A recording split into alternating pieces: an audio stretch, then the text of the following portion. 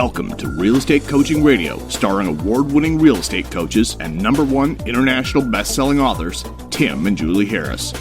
Real Estate Coaching Radio is the nation's #1 daily radio show for realtors who demand authentic, real-time coaching.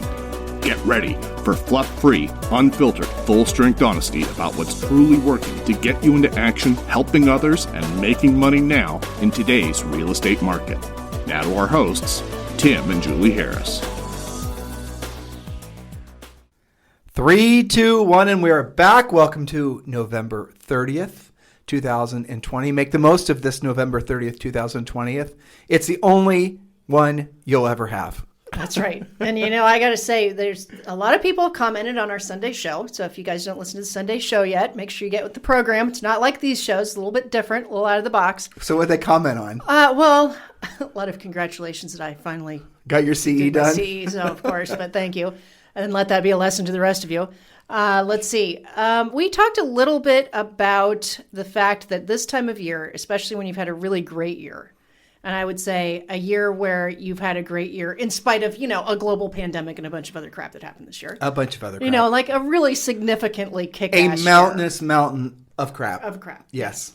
Except for housing.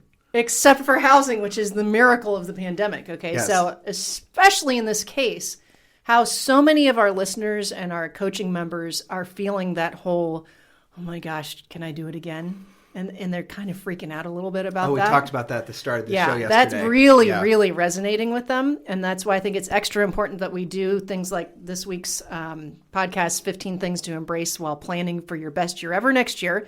And we're starting with mindset stuff, and then we'll get into the treasure map a little bit deeper. So how do I express this? You can't really move the needle in a significant way this time of year because of especially selling houses.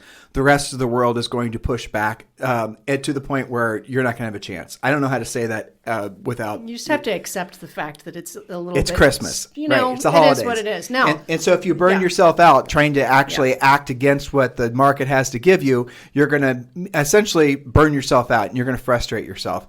And I think you guys, those of you who've been listening to us for long enough, you'll know that I'm speaking from personal experience. That during the holidays, for me, I don't do holidays that well because Julie does holidays a lot better than me. She's got a whole thing planned for Zoe and our family and the whole thing for this year.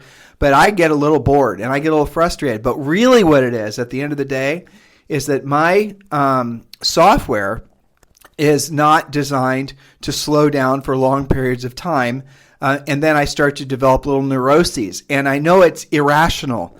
And so for a long time, I would personally try to fight against that. And I would try to argue, basically frustrate myself. And in essence, what I'm hoping you guys won't do to yourselves. And over time, as I've gotten older, and frankly, as we've gotten more financially fit, those things have stopped visiting me during the holidays with such aggression. But that emotion still is there.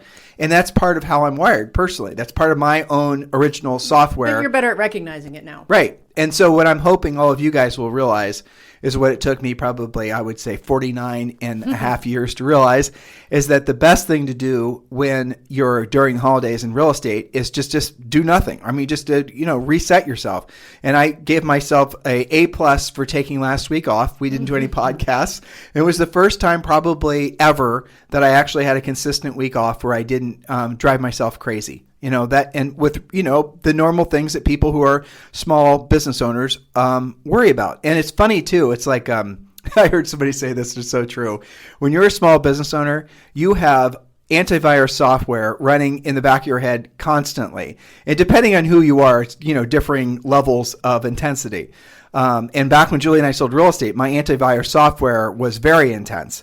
Again, as I've gotten older, we've gotten wealthier, less so. But the reality of it is that that's part of what it takes to be successful as a small business owner. You have to have that antivirus software running all the time, but you have to realize there are times when you can't really do anything to move the needle in a significant way. And that's the reason Julie and I look forward to this time of year, especially with all of you guys, because we can hopefully help you to understand that this is a slower time of year. This is a great time for you to essentially put the marbles back in the jar, marbles back in your head, and for you to make a very clear and concise plan moving forward. And the only way you're really going to do that is if you take a deep, almost spiritual, physical breath, right? A cleansing of sorts, especially after this crazy year.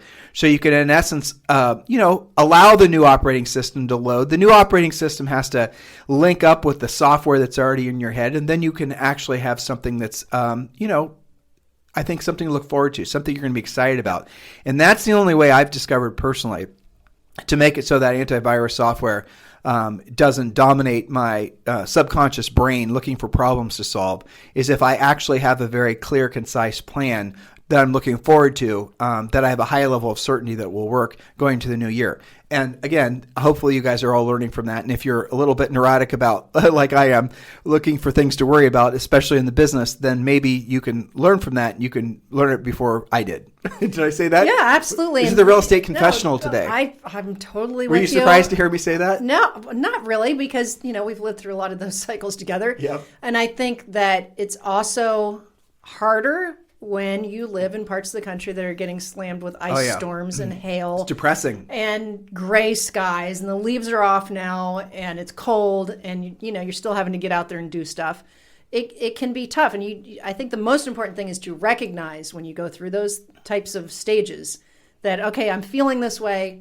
The solution is one word. I don't care whether it's because the sky's gray or because you're having to shovel your way to your listing appointment. The only answer is action. You have to take action. And this is why this time of year we roll out a lot of mindset things that lead to the business plan, the treasure map, goals in 5 areas of life. That is taking action. The key is to know what actions to take. Yes. Because the problem is that, again, all of you guys, if you're even semi-successful business owner in selling real estate, you're going to discover that sometimes your brain will look for problems to solve where there's no problems to solve. In other words, you're going to look for things to worry about because that's what your subconscious mind is trained to do.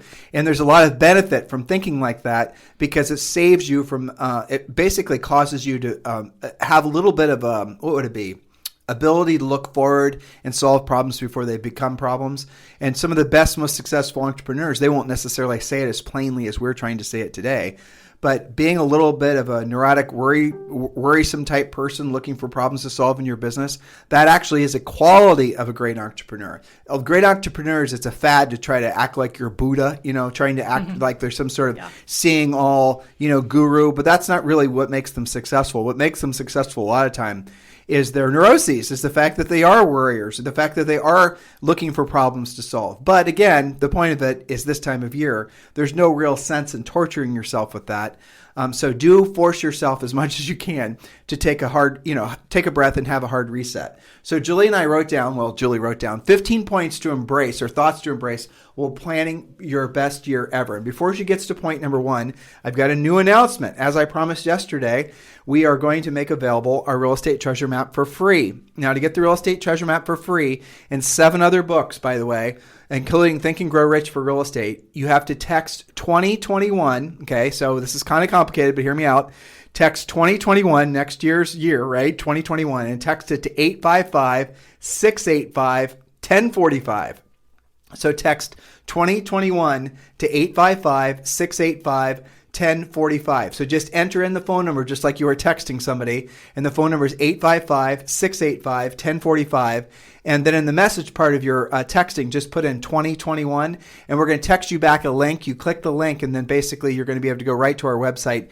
And this is not a page that you can find on the website. This is a page we just put up that's going to allow you to download all the books. The book that we're going to want you to move towards as we continue this podcast into December is the Real Estate Treasure Map. So in order for you to participate in the podcast for the rest of the year, make sure you've got your Real Estate Treasure Map ready to go, because that is what we're working up towards, helping all of you guys complete your 2021 business plan. So go ahead and text 2021 to 855-685-1045.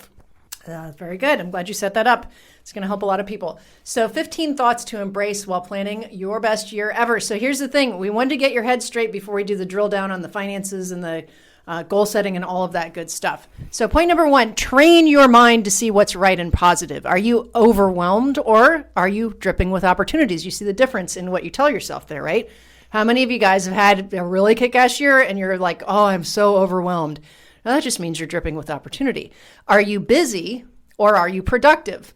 What are you telling yourself? Is it generally positive or generally negative? Along What's your first reaction? Along those lines, the week before Thanksgiving, I did a whole week's of podcast on this very topic. Oh. It's still attached. You're good. I did a whole week of podcasts on this very topic about what to do if you're feeling overwhelmed. So if you've not listened to those podcasts, go back and listen. They're available on iTunes, Stitcher, timandjulieharris.com. We're probably literally waiting for you on your own iPhone or Android sitting in your hand. So there you go. So, but you see the difference. When you say I'm overwhelmed, aren't you kind of telling yourself you can't handle anything else?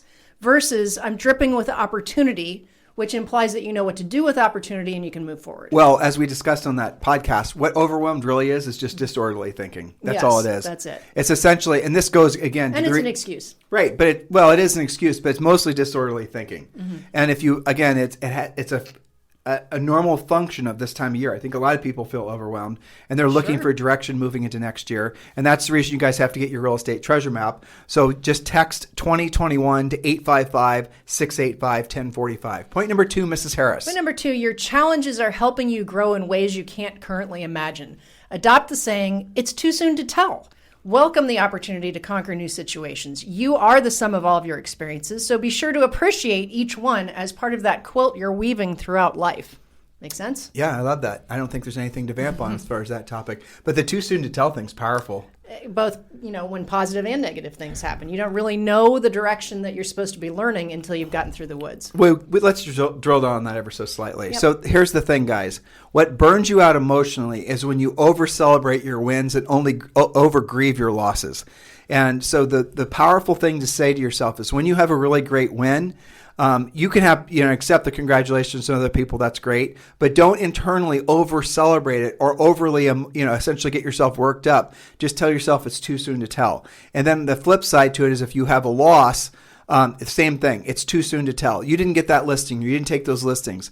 Horrible for you. Bad. It's too soon to tell. It keeps your emotions in essentially along a finer line. It also causes you not to then allow your, random thinking to start kicking in as far as where that's going to go. If you start saying to yourself, for example, I didn't take that listing. I must be only good for working with buyers. And then you can see where that thinking will lead you. Know where you actually want to be. So adopt the thing too soon to tell. Accept your wins, accept your losses, but just remind yourself the best way to keep yourself on an emotionally even keel is saying to yourself it's too soon to tell. Number 3, Julie. Number 3, there will never be a day, or I should say, accept the fact that there will never be a day where all of your to-do list is magically complete.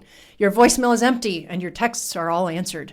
Find peace by being mentally and emotionally strong while everything else is happening all the time, because that is what is supposed to be happening all the time. And the best relief for that particular issue is having a very clear, concise business plan that you believe in, because even as the little, bits and pieces of life are seemingly everywhere, all the, voicemails and the emails and all the rest of it, you still then will have your business plan to reflect back upon, and that acts as your North Star. So make sure you download the Real Estate Treasure Map, text 2021 to 855-685 1045. It's cool, the phone number actually I know you rhymes. did. That was very good. Yeah. I like all the 5s. That's good. All right. So accept the fact. Point number 4, you can't control what people say and do. And we talked a lot about this on last week's podcast, as you did before Thanksgiving. You can't control what people say and do. You can't control everything that happens. What you can control is how you respond to it all. So start practicing 20-minute mental breaks before reacting. Don't call somebody right back. Don't immediately respond to texts and emails. Now, don't take so long that you're being rude, of course, but do take long enough to gather your thoughts and check your reaction. Are you reacting out of ego or out of compassion? Check yourself. It's funny, too. I remember back in real estate, this is a great point for real estate agents, right? So you have usually a worked up buyer, seller, an agent, or somebody else. And it's so or fun. all of the above. Or they'll break, it's usually the co-op, an inexperienced co-op. And they're going to dump their worldview, their problems, their politics. They're going to dump it all on your lap. Mm-hmm. And, they're going to not know what the hell they're doing. And you're going to feel like you have to do both sides. All these things. And it's all your fault. And it's all your fault, right. And they don't know emotionally how to deal with the stress and all these plates spinning.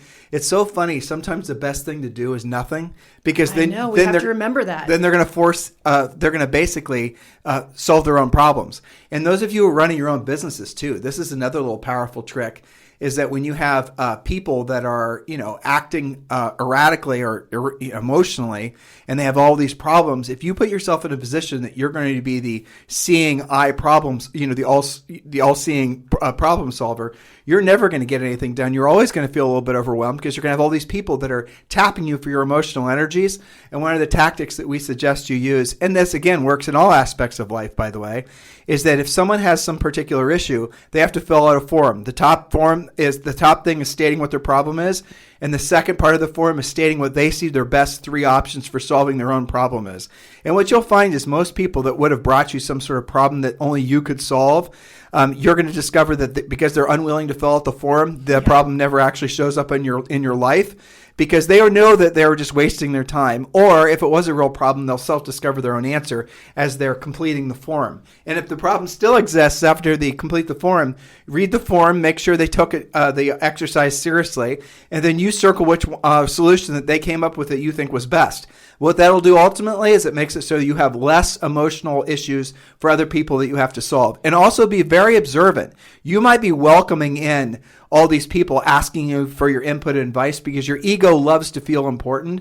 But what that stuff is all distracting you from is what really matters most in life with regards to actually completing the things on your business plan. Exactly. So point number 5, stop waiting.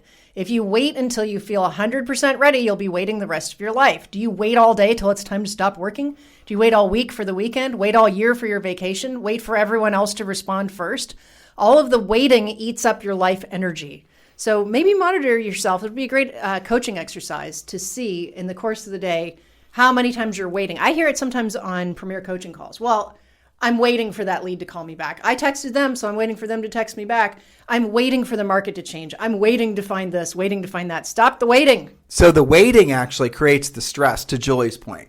The waiting actually is like when you have all these things that you're essentially procrastinating, which is what she's talking about in point number 5. When you have all these things that you're procrastinating, you actually subconsciously, you don't let those things go. They're still bouncing around in your head, making you feel inefficient, making you feel, again, overwhelmed. And so if you realize and accept the fact that doing things urgently, I'm a doer, I get things done, furiously fast lead follow-up. If you read our book, Harris Rules, you'll see that one of the common threads throughout the whole thing is absolute urgency, and it goes against, I get, this is so funny, but I was just on a Zoom this morning and I was listening to these agents talk about building these very long, complicated funnels. I don't even know why I was on this Zoom. And I said to them, do you guys realize that the percent of times that, for example, funnels actually result in a lead wanting to buy or sell with you, it's single digits. In other words, building a funnel in nurturing up your sales process so that you never actually have to get in front of the consumer and ask them questions that will result in an appointment, that's making you broke. And there's so many studies that have proven the point I've just made, but doesn't common sense tell you the same thing? So, for example, a lot of the systems that you guys think that you have to employ in your business are just designed to make it so that you can procrastinate doing the real work of real estate. And that's going to make you broke. It's going to make you so you always have to needlessly struggle because you're going to be, what you're ultimately waiting for and procrastinating is getting paid. And so I don't know if that's the point of your business, but I imagine it's not. You want to go with one other point? You want to wrap? Let's do one more and then we'll wrap it up. So point number 6, start replacing the phrase, I have to, with I get to, whenever you catch yourself lamenting. So many activities we complain about are things that others wish they had the chance to do. Not everyone has the same resources, options, and blessings that you do. So replace I have to with I get to, especially when you're feeling a little bit overwhelmed, a little bit slammed, a little bit exhausted from, say, this year. You get to. It's my pleasure to do, say, lead follow-up. It's awesome that I have the leads to follow up on, not, I have to get through this. You see the difference in the mindset. It is. And I was thinking as I was listening to you read the point, the thing I think that would make it so that it does feel pleasurable are the adaptation of 2 things. One, the mindset that your highest and truest purpose on this planet is to be of service to other people. And that's really where some of you guys, most of you, who are reluctant to actually pick up the phone and follow a script and actually ask questions that are going to lead to them making an appointment with you and then you helping to solve their problem, which is buying or selling real estate. The real reason that you're reluctant to make those calls at its very core, there's 2 real reasons. One, because you have not yet connected the dots. You feel most alive when you're being essentially of service to other people. There's three things all of us need in life, right? We need some work that gives us a sense of purpose. We need someone or someones to love, and we need something to look forward to or some things to look forward to. So you have those three things, you're going to feel actually a lot better about yourself with regards to, your purpose on the planet. But the most important thing of all those when you're doing sales, especially again, if you're drawn to doing passive stuff, buying leads, lead funnels, all this stuff, it's probably because you have an issue and maybe a lack of skill with regards to having real conversations with people with regards to, buying or selling real estate. The buying or selling real estate is a problem that needs to be solved. And if your highest and truest purpose on this planet is to solve other people's problems, to help other people, then you're then going to naturally want to know how to do it, which then leads into the skills. So the missing element for most of you is the connectiveness that you should have, or at least intellectually understand, that you feel best when you are being helpful and essentially useful for other people. That's where you and most people, everyone really, feels the happiest is when they're helping other people. Help me express that in a different way so they understand the importance of that. Well, I think it touches so many different places in our lives.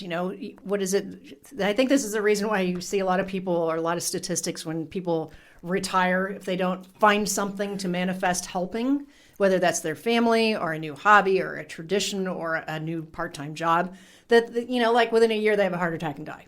I think we're programmed to be of service, but through work we lose that a little bit. It's that experience I had in the 6th grade, right? Mm-hmm. When I'm in my 6th grade class, when we went to the White House, right? We all piled into that horrible bus and we drove down to the White House. This is something I don't even know if elementary schools still do that. I don't know. This was not like a drive down the street either. This was a drive Ohio to Washington, D.C. and a crappy yellow bus with no seat belts. Yeah, you did it too in 6th grade, didn't you? Yep. Yeah, Julie's a year younger than me. So I remember that we were with this, this tour group, and the tour group, obviously, I was in the back, and I let all of them, I was lagging behind. And I remember we walked past, I wish I had better memories of this. We're going to go back, and so we'll take Zoe there, know. Especially that she's homeschooled. We'll have to do all these school things ourselves, right? That'd be good. So I remember walking down what I remember to be a long hallway of showing all these past presidents, and it showed the year they were born, the year that they died, and it showed also somehow the when they were president, right? For the age range in which, or the date range when they were president, right? And I remember seeing, it took me a while to figure this out because we've had quite a few presidents, but I remember the last few. So this would have been when Reagan was president, right? He would have been active president in the 80s, yeah. Yeah. And so I remember noticing that how many of these guys died essentially within like 5 years after they got done being president. Mm-hmm. And granted, not all these guys were spring chickens. None of them were really. And a lot of these presidents were presidents during a time when the expected life, you weren't going to live, 1,000 years anyway. But still, the occurrence of death after being president, your conclusion would be, well, that must be a really crappy, hard job. I think that's probably true. But I think the real reason is the reason that Julie just made, because these guys went from being essentially the most important person on planet Earth to being somebody that no one really gives a hoot about. Yeah. And that's, I think, it really goes to the point that it is incredibly important. It's part of our software that we have to be being of service to other people in order for us to feel happy. Mm-hmm. And I think it's a tribe thing, really. I mean, we can psychoanalyze that forever. It is. Yeah, it is. But you have to remember that when you're in stressful, confrontational situations, when you're exhausted, this is one of those many places where your job is to catch yourself. And it's so hard to do sometimes in the moment, right? So maybe you're irritated with how a deal's going, but you change it from, I have to call, I have to fix this, to it's my pleasure to help resolve this person's problem. I'm going to be the solution. I'm going to take control of this. I'm going to make sure that they end up happy. But you won't want to do that unless you have the skills to solve the problem. Well, right, which is absolutely related to it. And if you don't have the skill, of course, you should be probably hiding out from your client or maybe not even taking them on in the first place. I mean, the reason you don't pick up the phone to make the proactive lead generation calls is because you don't know what to say. Your subconscious mind fills your mind with, oh, what if they say this? What if they say that? These are the subconscious thoughts. In other words, your brain is looking for threat vectors. What if they ask you this question? What if they say this to you? They're going to hurt your feelings. They're going to see you as some sort of greaseball salesperson. Your brain, if you were to write down all the reasons why you look for passive lead generation methods, you're going to start with the usual lies. My time is more valuable. I have so many things going on. If I can delegate lead generation to some sort of bot lead source, then I can free up my time to what? play online Scrabble. I mean, seriously, if you go through and then you write down this long list of why you're not doing the real work of real estate, you're going to come up with the same answers that we tell you every single day in our coaching program and on this podcast, is that you're not doing it because it's a skill set thing, but the skill set thing comes secondary. The wanting to have the skill set, that doesn't just, you can, if you don't have a mindset of service, or at least the understanding that that's the first step. Remember, we're focusing on mindset right now. The first step is knowing that your highest and truest purpose on this planet is being of service to other people. Even if you don't feel that, if you intellectually sort of, understand the concept of what we're saying to you, then the next thing you're going to have to do is have the skill set. Because you can't very well say, for example, you're a doctor and you're going to help somebody, fix their broken arm or whatever, and then say, I want to do it. Well, I guess I now have to learn how to do it. See how that works? So you guys have to get to the first point, which is realizing your highest and truest purpose on this planet is being of service to other people. And I mean that in the most literal sense as possible. Julie and I are right now trying to be of service to the tens of thousands of you that are listening to this show. That's our primary objective right now. That's what we're trying to do. Sometimes you hear us struggling with ways to try to express ourselves because we're not trying to be and we use the script most days, but a lot of times we're not. We're just conversing back and forth. And we struggle to find ways to express some of these obtuse concepts we're trying to pass along. But we are going to make ourselves struggle because on the other side of that, at least some of you are going to say, aha, I get it. This is going to, Tim and Julie just helped me from having to say, learn that pain, go through that process, because they just basically explained something to me that maybe I was struggling with, or maybe 2 weeks from now or 2 years from now, you're going to struggle with and you're going to remember this podcast. See what we're doing? We're thinking about you.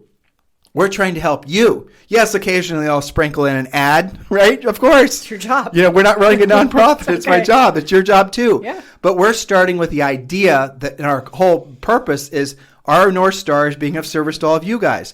Everything we want in life is on the other side of helping you, our podcast listeners and our coaching clients, our friends and our family, those of you, we know, love, and care about.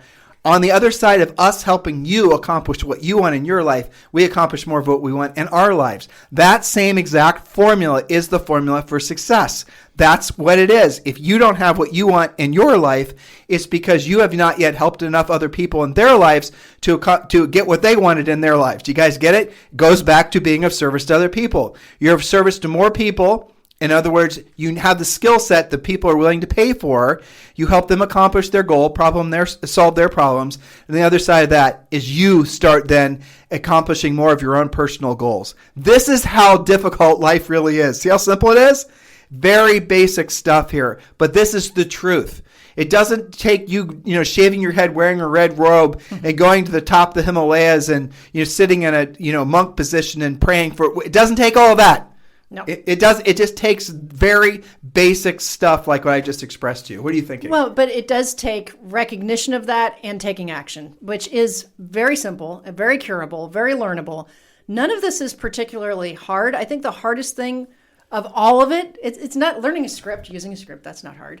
Talking to people, that's not hard. Being of service, that's not hard. Mm-mm. It's the making yourself do it. Because you have to defeat your ego a little bit. That's what it and is. Say that it's because I need to get better. That's hard to do. It's the willingness to step aside from all of the people out there that are always looking for shortcuts and easy buttons. Yeah. And it's then you realizing that all that stuff is pretty much a scam. And once you accept the fact that stuff is a scam, that means you're no longer going to have to even consider it, which means, oh my gosh, I'm not going to be doing all these gimmicky lead generation things. Holy crap, now I actually have to learn how to be a proactive lead generator. Now I actually have to learn sales skills. And I got news for you guys. The reason there's more agents failing out of this industry faster is because of the advent of all these gimmicks, of all these things that you guys are attracted to. That the average agent, when Julie and I got into real estate back in the 90s, was in the business for like 2.5 years, something like that. And Julie and I just started noticing, it just anecdotal information, because of course nobody studies the average time an agent's in the business, but you can kind of surmise it from looking at various data points. And what Julie and I noticed, I first noticed this back in probably 2009. But starting in 2007, when guess what? Zillow came around, and Zillow then showed all these other lead generation guru type, people that they can sell stuff to agents too. All these CRMs, all these funnels, all this Mickey Mouse came out, and that became the norm. That is a trend which will run its course. But what happened was the average tenure of an agent in the industry has been dropping steadily ever since agents have gotten away from what their really highest and truest purpose on the planet is, which is being of service to other people. And in order to do that at a high level, you have to have the skill set. Instead, what's happened is no one tells you your highest and truest purpose on the planet is being of service to other people. And then certainly nobody's going to tell you you have to earn and learn your skill set, because that they were trying to sell you something that will fool you into thinking you can shortcut it, like branding, for example. Well, in fact, it makes the path between you and the client or you and the transaction longer, not shorter, if you even make it to the finish line. I think agents have lost sight, a lot of them, of, you want to have this direct contact as possible, as immediate contact as possible, not this long, drawn-out thing. Because if you don't know what their story is, how are you ever going to help them? It's so funny. You're taking me back to that Zoom I was on this morning. Yeah. And all these people were waxing poetic about these ridiculously long funnels and complicated this and complicated that. And I was like, well, hold on. You guys are generating these leads, and then you have their phone number. At what point do they get a call? And there was 25 people on this Zoom. At what point does somebody call them? Nobody said a damn thing. Because in this genius marketing thing, all these people were, and they were well-intentioned, and I'm hopefully not hurting anyone's feelings, but I am being, and I was direct on that. You were, I heard on the Zoom, because I'm not going to it breaks my heart when I see you guys, falling prey to that stuff. But the reality of it is here's what I said. Okay, so here's how complicated it is. Generate the lead. You have the phone number. Call them back. Pre-qualify them and determine their motivation. Set the appointment. Sell them whatever the hell it is that you want to sell them. That's the whole process. Done. Not a bunch of freaking videos and follow-up emails and fancy funnels and this funnel goes to this funnel, goes to this funnel. Why the hell would you do all of that if you just simply could call people back urgently, furiously fast, pre-qualify them using a script? I mean, it just seems so commonsensical. You could have the appointment in the time it takes for them to even get it in the funnel. Think about the ego and the, why is it, it's a fun, and this is, as I was watching this Zoom, because I was mostly observing, I was just thinking to myself, why is it that people are so attracted to so many complicated bullshit things when they could just learn to pick up the phone? Everybody wants the easy button. Yeah, well, but they want it to be more complicated than it is. Yeah. That goes back to ego. Yeah, well, I guess that's true. I think maybe there's a subconscious belief, well, what you just rattled off, I can't work like that. Can't be that easy. Can't be that easy. No way. It's so funny that you say that, because every week in Premier Coaching, I get I can't believe it was so easy. It is easy. I get that. And it's almost always, sometimes it's calling, your center of influence and you get a referral right away, but it's almost always an expired or a for sale by owner. Sure. And they're like, Federico in LA had one. He called a $20 million expired. And she was like super nice to him and has been following up and absolutely giving him the time of day. And he's like, you're not going to believe this. Chuck Williamson, who's going to make $2 million, and his average sale price is $180,000, and I think he has like 2 assistants. Okay, it's a lot of deals. Did I say his average sale price?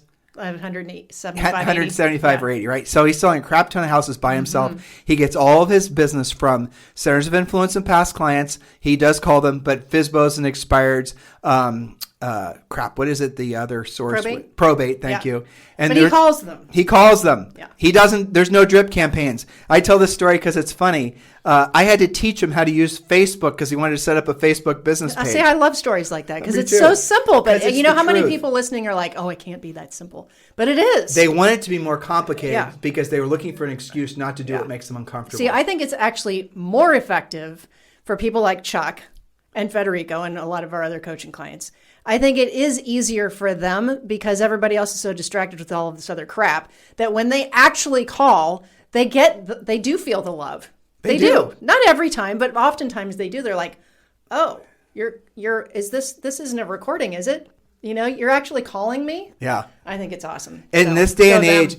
age, when so many people are essentially attracted to the complicated, attracted to these fancy, 47-step everythings, opposed to doing the real work, the competition for doing the real work is probably at a 50-year low. In other words, right. you're right. If you chase the business and you do the things proactively, like we prescribe to all of you to do, you're going to find that there's actually less competition, and you could just be moderate in your skill set. Like our pre-listing pack, for example, we've had brand new agents whose license number isn't even dry on their license yet, and they have been able to take listings away from seasoned agents because they've used our pre-listing pack and our listing process. These are the basics of real estate that are the only thing you really ever have to master. And once you do that, your real estate business becomes not just pleasurable, but it actually becomes, obviously something you're incredibly proud of, and it becomes incredibly profitable. So I want you guys to consider what direction you're going to take next year. And the first thing you definitely want to do is you want to get your real estate treasure map. So text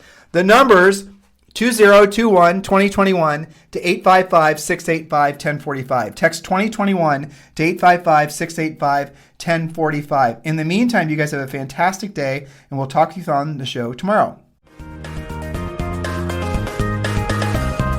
This program has been a presentation by Tim and Julie Harris, Real Estate Coaching. For more information on our real estate coaching and training programs, visit our website at timandjulieharris.com. Remember to tune in weekdays at noon for upcoming shows. And until next time, thank you for listening to Real Estate Coaching Radio with Tim and Julie Harris. This podcast is a part of the C-Suite Radio Network. For more top business podcasts, visit c-suiteradio.com.